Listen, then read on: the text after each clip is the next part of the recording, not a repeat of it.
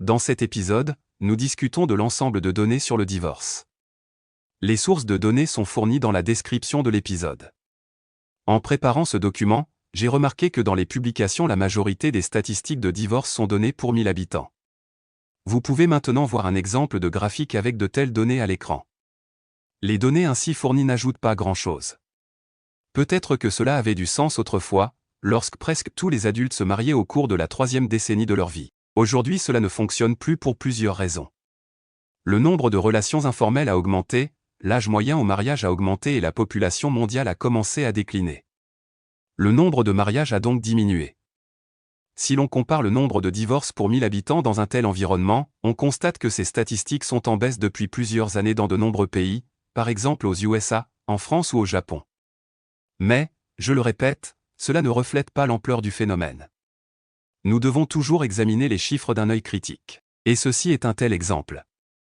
Voyez à quelle vitesse le nombre de mariages diminue. Ce phénomène concerne le monde entier, les pays les plus pauvres comme les plus riches. Une hausse temporaire est observée dans certains pays, par exemple en Chine et en Russie. Mais dans ces deux cas, la plupart des mariages se termineront par un divorce. Le phénomène de baisse du nombre de mariages conclus pour 1000 habitants est plus visible à plus long terme. Le tableau véritable est fourni par les informations sur le nombre de divorces prononcés pour 1000 mariages. Il est difficile d'obtenir de telles données, mais nous vous les présenterons aujourd'hui. Pour les États-Unis, nous disposons d'un graphique intéressant montrant le pourcentage de mariages se terminant par un divorce.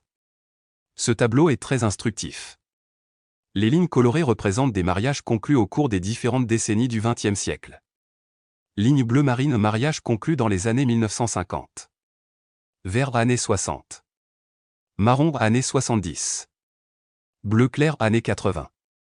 Rose, années 90. L'âge des mariages comptés à partir de leur conclusion est indiqué sur l'échelle inférieure. Sur l'axe vertical, pourcentage de divorce. Vous pouvez lire beaucoup d'informations sur ce graphique, mais deux choses ont retenu mon attention. Aux États-Unis, les mariages conclus dans les années 1950 sont 2 fois plus durables que ceux conclus au cours des décennies suivantes. Les mariages les plus faibles ont été formés dans les années 1970. Un individu sur 2 n'a pas survécu plus de 25 ans. Et maintenant la deuxième observation. Depuis la décennie suivante, c'est-à-dire depuis les années 1980, le taux de divorce parmi les couples mariés a légèrement diminué. Veuillez comparer les lignes marron et bleu clair. Les taux de divorce restent les mêmes jusqu'à environ la 8e année de mariage, mais diminuent ensuite légèrement. La décennie suivante, les années 1990, semble poursuivre cette tendance. Jusqu'à environ la 5e année après le mariage, le taux de divorce est le même que dans les mariages conclus dans les années 1980 et 1970, mais il diminue ensuite légèrement.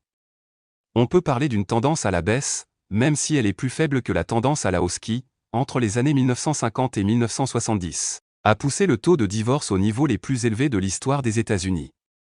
Dans cet exemple, nous voyons que pour chaque action il y a une réaction. C'est un phénomène physique, et par rapport à la société, il est plus cybernétique. Les acteurs boursiers chevronnés savent qu'aucun arbre ne pousse jusqu'au ciel. Maintenant, je vais vous montrer un fait intéressant. Par des enfants conçus par des mères célibataires. Le Chili et le Mexique dominent clairement ce petit échantillon. Au Japon, il est rare qu'une mère célibataire conçoive un enfant. Nous constatons ici une tendance à la hausse partout dans le monde. Si cela continue, le rôle de l'homme sera réduit à celui de donneur de sperme. Mais rappelons-nous la 3e loi du mouvement de Newton, pour chaque action il y a une réaction. Sur Wikipédia, vous trouverez une synthèse des statistiques de divorce pour une centaine de pays dans le monde. Veuillez noter qu'il s'agit de la moitié des pays du monde, pas de tous les pays. Comme je l'ai mentionné au début, nous ne nous intéressons pas à la colonne, taux brut, seulement à la colonne, ratio, pourcentage. Dans ce tableau, les pays sont classés parmi ceux dans lesquels le mariage est le plus permanent. Il n'existe pas de données pour la Tunisie et l'Uruguay, mais nous savons que l'Uruguay est le pays le plus libéral d'Amérique du Sud. Je commencerai par un pays qui ne figure pas sur cette liste car le divorce n'y existe pas en vertu de la loi applicable. Ce sont les Philippines. L'Inde dans ce tableau est le pays avec les mariages les plus forts au monde. 1,4 milliard de personnes vivent dans des familles solides. Seul un mariage sur 100 est rompu. Et voici un fait intéressant. Dans l'hindouisme, le mariage est un sacrement. Peut-être que les statistiques présentées prouvent que la religion est prise au sérieux par ses adeptes. Qu'est-ce que tu en penses? Écrire un commentaire. Le Vietnam est le deuxième pays au monde. C'est un pays qui connaît un développement économique intense. Et seul un mariage sur 7 se termine par un divorce. L'augmentation de la richesse affaiblit souvent les liens sociaux. Ce n'est pas le cas ici. On pourrait se demander si la plus grande armée du monde est responsable de ces données. Oui, vous n'avez pas mal entendu. Le Vietnam possède une armée de plus de 5 millions de soldats, dont plus de 800 000 sont actifs, le reste étant des réservistes qui se souviennent de la véritable guerre des années 1970. Les statistiques publiées par Forbes montrent que les soldats professionnels constituent un groupe professionnel avec un faible taux de divorce. Pourquoi pensez-vous? Sont-ils loyaux, prêts à faire des sacrifices, ou peut-être résistants à la douleur ou prêts à neutraliser les menaces? Lien dans la description de la vidéo. Je vois l'Irlande assez haut dans le classement. Ici, il semble que la tradition soit responsable du faible taux de divorce, autour de 15%.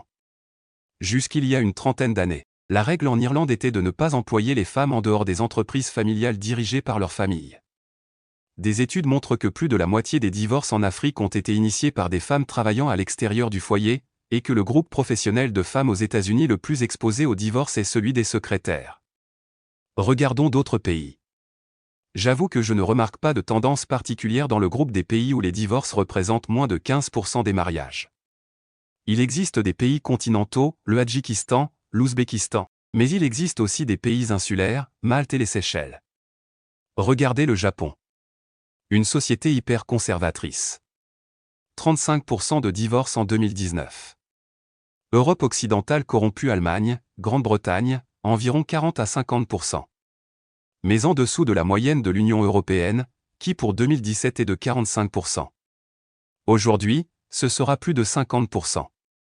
À noter que la Chine, l'Union européenne et les États-Unis, principales puissances économiques mondiales, ont des chiffres identiques, 45% pour 2017 à 2020.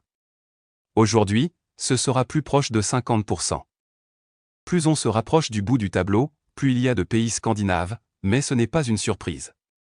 Le peloton est complété par l'Ukraine et la Russie avec respectivement 74% et 79% des mariages se terminant par un divorce, ainsi que le Luxembourg, l'Espagne et le Portugal avec respectivement 79%, 84% et 94% des mariages se terminant par un divorce. Les statistiques de ces derniers pays sont si solides que dans leur cas, se marier seul pose des problèmes. Conduire à contre-courant sur l'autoroute est probablement plus efficace que de se marier dans la péninsule ibérique ou à l'est du fleuve Boug. Ces chiffres sont significatifs. J'ai donc décidé d'y jeter un œil et suis tombé sur une étude basée sur les données d'Eurostat, qui fournit des données légèrement différentes pour 2021, Ukraine, 57%, Espagne 59%, Portugal 60%, Russie 62%, Luxembourg 72%. Un peu plus doux. À propos, dans la même étude, j'ai trouvé une confirmation de l'écart dans la tendance du nombre de divorces au cours des différentes décennies, que j'ai mentionné plus tôt pour les États-Unis. Les données d'Eurostat montrent qu'entre 2010 et 2021, le taux de divorce a augmenté dans 19 pays, est resté inchangé dans 2 et a diminué dans 16. L'augmentation moyenne était de 9% et la diminution moyenne était de 11%. Les taux de divorce ont augmenté le plus rapidement au cours de la dernière décennie en Italie, de 31%, et en Finlande, de 17%.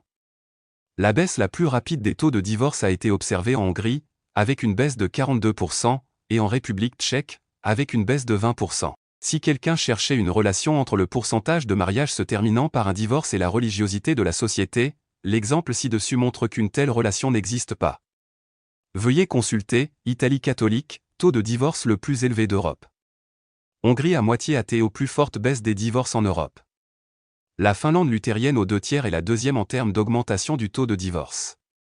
République tchèque aux 2/3 théiste, deuxième baisse du taux de divorce. Les données montrent que le pourcentage de mariages se terminant par un divorce dans les pays musulmans varie de 15% en Iran à 42% au Koweït. Et bien qu'il soit inférieur à celui des pays post-chrétiens, il n'indique pas un facteur absolu inhibant le nombre de divorces. Le rapport Forbes confirme nos observations, affirmant que les athées et les protestants aux États-Unis ont des taux de divorce identiques. Et même les hindous doivent leur taux de divorce le plus bas non pas à la religion, mais à la culture. Par exemple, l'Inde voisine, le Sri Lanka, a, comme l'Inde, un taux de divorce extrêmement faible, d'environ 1%, mais c'est le bouddhisme, et non l'hindouisme, qui y domine. Et cela ne veut pas dire que le bouddhisme contribue à la pérennité du mariage.